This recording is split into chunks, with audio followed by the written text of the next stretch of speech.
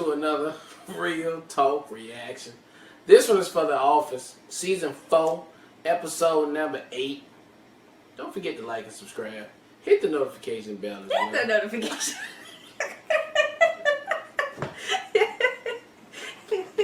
You know what time it is. It's helping the algorithm, man. Thank you. Alright, a couple of comments from the last episode. Starting with E, who says, super glad my comment added some positivity to your guys' day. Yeah, thanks again, Eve. Yeah. As for this episode, it's nice to see Michael so well loved, as you said, but I just freaking love that moment with Creed. It's not my absolutely favorite Creed moment. That one is one in his last moment, so way down the line. But just the line. I don't care who you talk to, just make it happen. It'll be Angela. Well, tell her it's for Creed. She'll know what that means. You know what up. I always manage to say out loud, what else could that possibly mean? But the delivery of the line is golden. Yeah. Actually, there's one more Creed moment that is my favorite, but it's in a deleted scene, so I'll probably link you when you get to that episode in a few seasons. It's a real what the fuck. Why is this writing so good? Love it. Can't wait to find out what that is. Man, Creed go hard, bro. Yeah, he does. He is on MVP.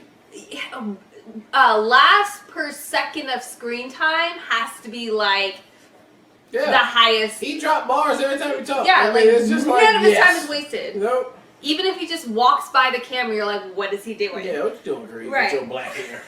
Right. Alright, Heidi comes through to say, this is such a great episode and really shows that as much as the show dunks on Michael, it is hard to be a boss and he does his best he does his best He does his best job. He does his best most of the time, even if he has awkward mishaps. Also, imagine being told back in season 1 that you'd be feeling this way about Michael. Yeah, no, we wouldn't believe you. Yeah. And that's why everybody on YouTube lost their minds that we hated Michael. Yeah. Because they were like, you don't get it. Yeah, You're right. They had to get him together. You're right. We didn't get it. Which they did. They did. And I like the way they got him together. Yeah. It was a really well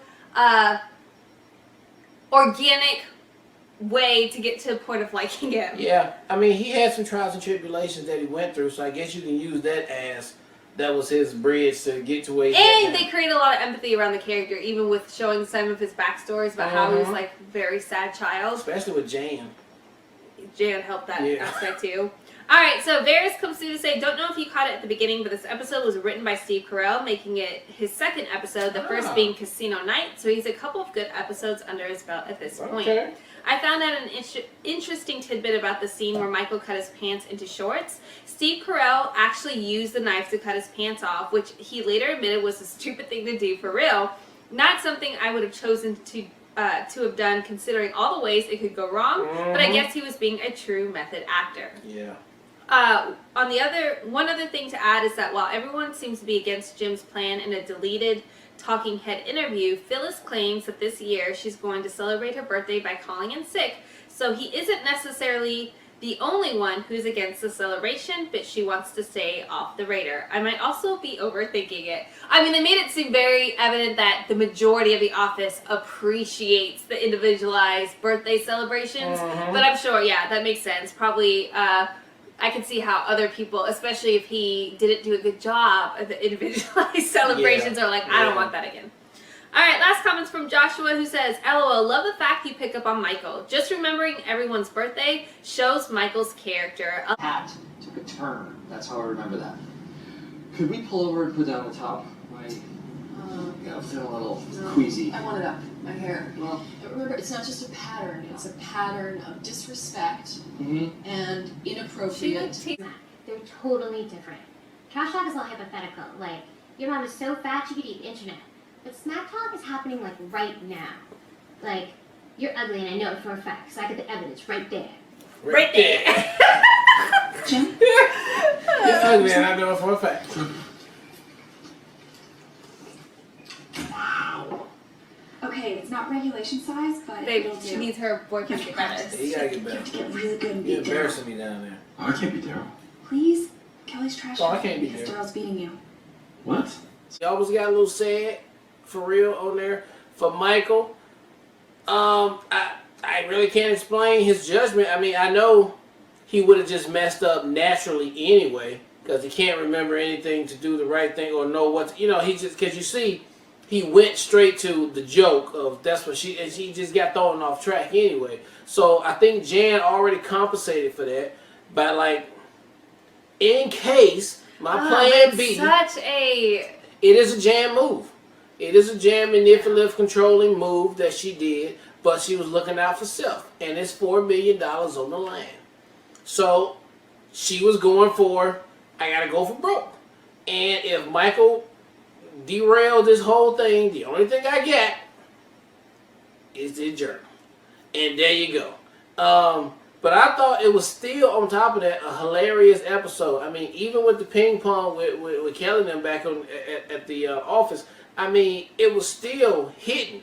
But man, it just got so real over at the Deposition that I thought Jan was going to pull it out, just because the company did it wrong like that. But no.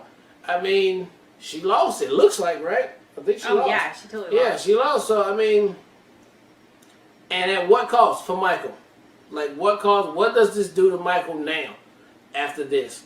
It remains to be seen, and I'm here for all that, but a great episode nonetheless. So my MVP goes to Kelly. This was my favorite, hands down, Kelly episode. I loved her savagery and, like, I don't know. It was very entertaining to me, and, like, I felt all of that. So that aspect of the show was so funny to me and, like, bright, so to speak, versus the seriousness of the Deposition. Yeah. So that was really, really great. I loved all of that. I loved Pam trying to get competitive because she really wanted Jim. I just like that whole dynamic worked for me. I thought it was really good. The stuff with the Deposition, I empathize. I mean, the diary shit was going too far, in my opinion. Like, I'm a person that wrote diaries. I can't even imagine. And then they did 10 copies. Toby's reading it. His, like, arch nemesis. It's just so unnecessary and revealing. And the fact that they, like, copied his entire thing, even though they're just looking for bits and pieces, is so not cool. And I empathize so much with Michael's character in that. I do like Michael stepping to Toby, though. Although Toby was trying to open up to him, and like Michael giving no fucks is like, fuck you, fuck you. And like I personally don't think, regardless of what Jan wanted to achieve in that space, the diary thing was a low blow. It's not cool. It's not accepted. I'm not on Team Jan in that situation at all. And like reading the comments that she left about him, reading the comments that the other boss guy left about him is so embarrassing. Like to watch that, it's so cringeworthy and it's so secondhand embarrassing. And I personally agreed with Michael's line too, though. Like, you expect the corporation to fuck you, like, essentially. You expect them to like do whatever they have to do to like mess you up, but you don't expect the person you're spending your life with and you're in love with to do that to you. So like, I thought that was a great Michael moment. But it was a level of like, it was not funny. So I mean, it was savage. It was savage, and I just empathize so much with Michael's character. I'm very curious where it's going with him and Jan, because now like I'm very curious as to how this plays out, because we see moments where Jan has Michael's back and supports him, and like, you know, you could say that this is something her just anticipating Michael messing up, but like that was such a huge issue with his privacy. Like the full, like if you were gonna share anything, like Jesus, you could have just taken an excerpt of his journal, you know, of his diary. Like you could have just taken that and like screenshot that one thing. Nah, she brought the whole thing. And then they all make copies. It's just insane. Yeah. Because most of that stuff in there ain't got nothing has nothing to do with anything else. It's so embarrassing. I just want to die for him. And you know he shares everything and all of his crazy thoughts. It's so, I mean, that's what you do in a diary. It's supposed to be like your safe place. It's just very embarrassing. Yeah. So I thought it was a fantastic episode from start to finish, and very curious where we're going with that relationship and that dynamic. But can't wait for the next one. Alright, well look, thank you guys again for watching another Real Talk reaction for The Office Season 4, episode number 8. And until next time, people, peace.